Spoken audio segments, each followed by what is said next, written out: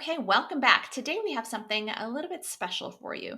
You're going to get some insight into our laser coaching sessions where Kate and I coach students personally. Now, of course, our CCA students always have access to our coaching calls twice a month, and then, of course, our fabulous Facebook group as well. But these are special calls where we really get to dig into their specific questions in that moment. They're only 10 minutes, but boy, do we pack a lot of coaching and information in there. The topics are going to run the gamut. So no matter what you are interested in as a copywriter, even though you're not in the hot seat, I guarantee that you're going to hear something useful and interesting. Also, just a heads up that in a couple of the recordings, students mention Pitchapalooza and Right Starts, which are a couple of our student-only events. They're free for our students, and as with everything we do, they're designed to get people taking action and seeing success. So when you hear that reference, just know that that's what they are. So without further ado, let's dig into our laser coaching sessions. Hello. Awesome. Hello. Before I forget, let me start the timer. I've been lagging on the timing. Okay. Here we go. Perfect. Gabe, how are you? I'm doing well. How about yourself? Good, thank you. It's nice to talk to the both of you. It's nice to talk to you too. Yes. Yeah. And thanks, by the way, for your good participation in Pitchapalooza. You were like there and in it, and we saw it and appreciated it. Thank you for that. It was great. I've been really enjoying the course the whole time. So, I'm glad to hear it. So I guess for my laser coaching session, there's one main thing I want to talk about, and it's a meeting I have coming up with an agency owner. Mm-hmm. And because I want to get into agency work to, work with other creatives and further develop myself, work with the team, and potentially, I have this bigger dream of owning an agency one day. Awesome. And then, based on that, I have a few other questions kind of lined up if that doesn't take up the whole 10 minutes. Yeah, absolutely. So I can give you whatever information you need about this job, or well, what questions do you have about going into this interview? So it's actually okay. So I briefly told Kate last time about this on the last coaching call, but it's a very informal meeting that was set up through a friend. So he's the CEO of an agency, and they do a lot of work in my hometown with social enterprises. Cool. And they run, they do branding and website design. And I want to go in just, having a friendly conversation, but I also want to kind of bring my best foot forward and kind of, let him know that I'm about the work that I do, the work I'm interested in doing, my skill sets, and kind of see if I can end it off with a bit of a pitch. Yeah. So you know your idea yet? I was going to say to you, have you come up with your idea? I think everything you just described is an in-person pitch email, right? Because you want to go in, you're going to do your research. You are going to know this company inside and out, right? You're going to research them. You're going to research who they're working with now. If you can get it, you're going to research who they worked with in the past. You're going to think to yourself, right, I want to work with this company because they do this kind of work, right? So, and then the next part, to Kate's point, is you're going to have some ideas, at least one idea of, hey, I saw you guys doing this. I thought it make a lot of sense if you did and XYZ just the way that you would pitch in an email. And then you can say, is this something I would love to have the opportunity to work with your company in the future? Do you bring on freelancers? Is this something that we could talk about further? It's like an in-person, which is great because after a month of Pitchapalooza, you are primed for this, but it's very much like an in-person pitch email. You're going to go in with a ton of research. You're going to know this company inside and out. You're going to know it as if you already worked there, and you're going to have ideas as if you already worked there too. And because it's an agent, from what I remember, I know you were super excited about the social aspect of it and the clients that they work with. So that's your enthusiastic kind of of like, that. Hey, here's my connection with that and why I'm so passionate about it. But I would look, if their website shows all this, which I imagine it would, but some of their clients, and then research some of their clients. So because it's an agency, you want to look at who they're working with. What opportunities do you have for some of their clients? Like, XYZ organization is doing this. Have you ever considered blah, blah, blah, blah, blah. I'd love to help you out with that. And have a couple. I would have no more than 3 necessarily, but go in with your top, here's my top idea that I want to really focus on. You know, the others really back pocket just in case I don't think it'll go this way, but just in case it's like, oh yeah, like we've tried that and that's not something, you know, something to kind of continue the conversation on so it doesn't end. And then having those back pocket questions too of, you know, hey, what advice do you have for copywriters just starting out? You know, you've worked with a lot of copywriters in your career. What you know, what red flags have you seen? But also alternatively, what are some great traits of copywriters you worked with that I can really hone as I develop my career? And saying, your agency is exactly the kind of agency I would love to work for. How can I make myself the kind of person that would be most valuable to an agency like yours? Because it's putting them first, right? It's always about putting our potential clients first. And maybe he'll be like, you know what, we got a project. Let's try this out. Maybe he won't, but establishing this connection is going to be great for you. And it might turn into something now. It might turn into something in a year. It might never turn into something, but you never know. So to focusing on him and how you can help him and his agency that's how you're going to win him over, because there's so many people, and you probably know this, there's so many people that go into like, let's just have a, you know, coffee. I want to ask you some questions. And it's like, all about themselves, right? Like, how can I pick your brain? How can I get, but when you come into this focused on him and his agency and your ideas, and then to Kate's point, following it up with, you know, all right, after you've given that much first, then you've kind of in a way earned the opportunity to ask a question.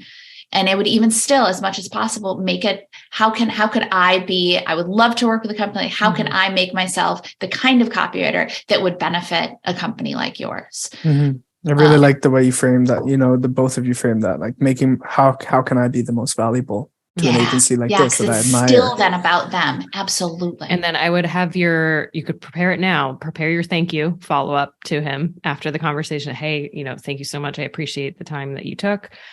Obviously, depending on how the conversation ends, that thank you might include follow up to your conversation, hopefully, maybe. But obviously tailoring that to how it went. And then again, depending how it went, a month from now, 2 months, whatever the follow-up time frame makes sense. If you did talk about a project, to follow up and say, hey, you know, I know we chatted about this. I'd love to follow up on this idea. If you're still open to you know, hopping on a discovery call about this and whatnot. But again, depending on how it goes, just making sure, keep them on your list to reach out to again. I agree. Do not be shy about the follow-up. I think a lot of people are like, well, if they really wanted me, they would get in touch with me. Let's work for them. Exactly. It puts the work on their plate.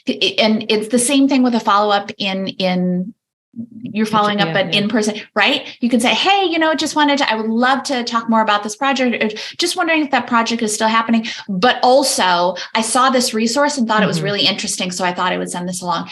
Make it a value-based follow-up as well, even though you've met him in person. In fact, even more so, like, oh, we talked about this and I found this. I just listened to this podcast episode. I thought you'd think it was really interesting. Because again, even when you're following up, you're not just going, hey, I wanted to check about the project. Is it going to happen? It's, oh, hey, just wanted to follow up and see if anything's happening with that. But I also just wanted to send along this, which I thought was really interesting. I thought you'd love. Have a great rest of your day. It's the difference between the two is huge. I was gonna say, obviously, you're probably going to be jotting furiously notes during your discussion with the person. And so just the more specificity from those notes you can pull into these follow-up communications to reiterate, like, I was listening, I was paying attention. Again, that value, anything that he right, shares about the business that you can, you know, not latch onto, but incorporate, where you're like, oh, he said this about the business and this is really important to them. So I want to, you know, maybe have a resource that makes sense to follow up with that or whatnot. Anything where you can make those connections to the conversation is just huge. It's huge. Totally. And I guess continuing on this theme of, I wanted to ask you both kind of like, what are the key skills and qualities you look for when you're hiring new members for the Academy, for, you know, for teams that you've worked on? Like, what are, I guess direct that question kind of towards you. You know what? It truly is like, yes, skills first. Absolutely. They have to be able to write copy, but we're looking for the kind of people who can anticipate our needs, anticipate our questions. Proactive, make our lives easier. If right off the bat, it's clear that I'm going to have to follow up with them. I'm going to have to check in to see where the project is. I'm going to, that's not the kind of vendor we're ever looking for. We want someone, and that's what clients are looking for, right? They're looking for someone they don't hire someone so they can have more work. They're hiring someone because they want that work taken off their plate. So the more that you can demonstrate that you're the kind of person who's going to be like, no, I got this. Don't worry. Oh, and I'll check in to let you know how this is going. Don't worry about that. Oh, that too. No, I've got that too. Don't worry about it. The more that you do that, the more people are going to be like, oh yes, give this guy more work because he's just going to help and he's making our lives so easy. And not being afraid to ask questions too. I think too often people that I've worked with that are less successful, they wait for the work to come to them and then they just do that work, pass it back. Mm-hmm. Obviously that's part of what we do is taking work and passing it, delivering it. Mm-hmm. But within that, to dig in and say, okay, we were talking about this project. And as I dug in, like, here's some other ideas I had. So continually repitching ideas, continually not being afraid to question something too. I'm thinking, or the example that comes to mind was early on in my career, we were going to send an email to subscribers about something like, trying to get them to take action. And I was like, well, what about the people that already did take action? Like, can we send them an email that's like, woohoo, like, thank you, like, just to hype them up. And so I just offered that out there and we ended up doing it. And then there have been other times in my career where I feel like I've done that. And it's like, no, we don't have resources for that right now. But just the act of pitching those ideas is what makes, I think people are receptive to that and are like, okay, this person's always thinking. They're always coming up deeper. With exactly. And collaborating. You are demonstrating that, you're a freelancer, but you're a part of their team. Yeah. Or just as another example, I did a lot of work with higher ed and they wanted to make a brochure. And I was like, for undergrad audience. And I was like, the undergrad audience doesn't want another freaking brochure. Like, how many brochures when you're applying to school? Like, so 17-year-olds love brochures. So I was like, hey, what if we made this into a notebook? Like, we incorporated the information that we wanted to get, but it's a notebook that they can actually use so that they can take it home. And as they're using a notebook, that's, maybe not all of them did, but the higher probability it's an effective, a usable thing. I love notebooks. We changed exactly. Who doesn't love a notebook? So we changed the project idea and then people added on to it and became this Instagram contest and we added photos from it. So it just raising those ideas so that collaboration can happen. I think too often people are afraid to even like, oh, I don't want to rock the boat. Like you're not rocking the boat. You're just putting it out there. And if they say no, great. Like, cool. It also helps getting said and, hearing no and knowing that no is just not right now, or we don't have the bandwidth or whatever, that it's not a big deal. Yeah. And I put it in the chat. We did an episode. It's 11 traits of the most successful copywriters. I don't know if you've listened to that. I just came across that before this call. I just landed on the FAQ in the foundations, which I never have before. And there's so many useful articles in there. I've got like 12 tabs up right now. It's amazing. That's awesome. I have a lot of tabs. Yeah. Okay. 10 minutes. Did that? I was going to say yes. Did that help? Do you feel a little bit more confident going into it? Awesome. I knew it was going to be quick. So this is great. That's keep us posted on how it goes. Yes, absolutely. When is the call, the meeting? Tuesday or Wednesday? Yeah. Oh, exciting. Okay, yes. Post in the Facebook group so we can see how it went. Okay. And good luck. You're gonna be awesome. No matter what happens, it'll be an excellent conversation and useful. Yeah. It's cool. Good for you. Yeah. To Nicki's point earlier, it might not be work right now, but it might be work. Yeah. Never know. Absolutely. All right. Well, good luck and keep us so nice chatting with you. Yeah. Nice to chat with you. See you on the next coaching call. Yes. Bye, Gabe. Thank you. Bye. Like what you heard? Hit subscribe so you never miss a video. And if you're ready to take the first step toward becoming a copywriter yourself, sign up for a free video training right here.